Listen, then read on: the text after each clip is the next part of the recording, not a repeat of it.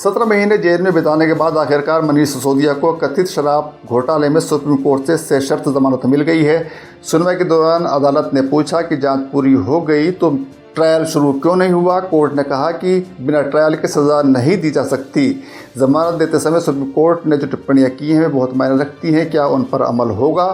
Supreme court ने कहा कि बिना सज़ा के किसी को इतने लंबे समय तक जेल में नहीं रखा जा सकता। निचली अदालतें और उच्च न्यायालय कानून के एक बहुत ही स्थापित सिद्धांत को भूल गए हैं कि सज़ा के रूप में ज़मानत को रोका नहीं जाना चाहिए। क्या ट्रायल कोर्ट और हाई कोर्ट निष्पक्ष नहीं है? क्या इसलिए ज़मानत नहीं दी जाती जिससे अभियुक्त ज़्यादा से ज़्यादा वक्त जेल में रहे? क्या वे सरकार की मंशा पूरी करते हैं? क्या अदालतें सरकार का रुख देखकर फैसला लेती हैं?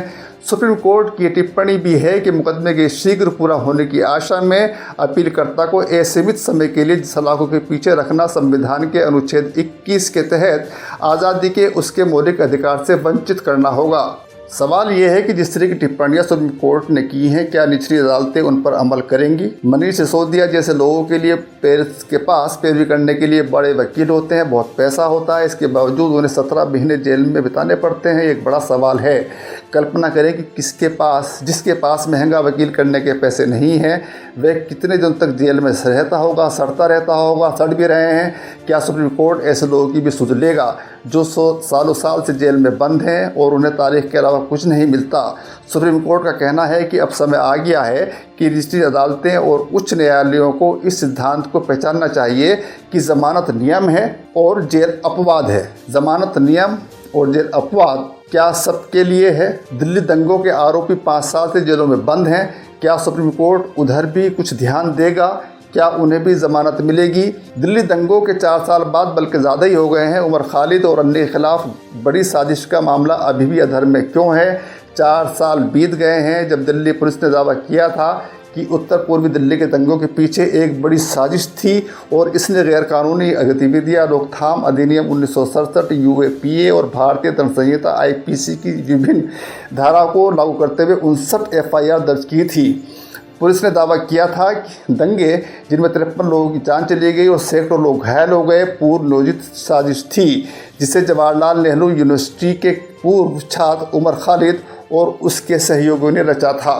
6 मार्च 2020 को दर्ज हुई एफआईआर को 4 साल बीतने वाले हैं, बल्कि ज़्यादा हो गए हैं, लेकिन मामला अब भी अधर में क्यों लटका है? दिल्ली पुलिस द्वारा उपलब्ध कराए गए आंकड़ों के अनुसार मामले में 21 आरोपियों को गिरफ्तार किया गया था और 9 संदिग्धों, जिनमें पिंजरा तोड़ कार्यकर्ता देवंगना कलिता, नताशा नरवाल और छात्र कार्यकर्ता आसिफ इकबाल तन्हा शामिल थे, 2021 से ज़मानत पर हैं। इशरत जहां को 2022 में ज़मानत दे दी गई थी। इस बीच उमर खालिद, शर्जिल इमाम, खालिद सैफ़ी, गुलफिशा फातिमा और ताहिर हुसैन समेत 12 लोग अभी भी जेल में बंद हैं। क्या इन पर ज़मानत नियम और जेल अपवाद है लागू नहीं होता? कब जांच पूरी होगी और कब मुकदमा शुरू होगा?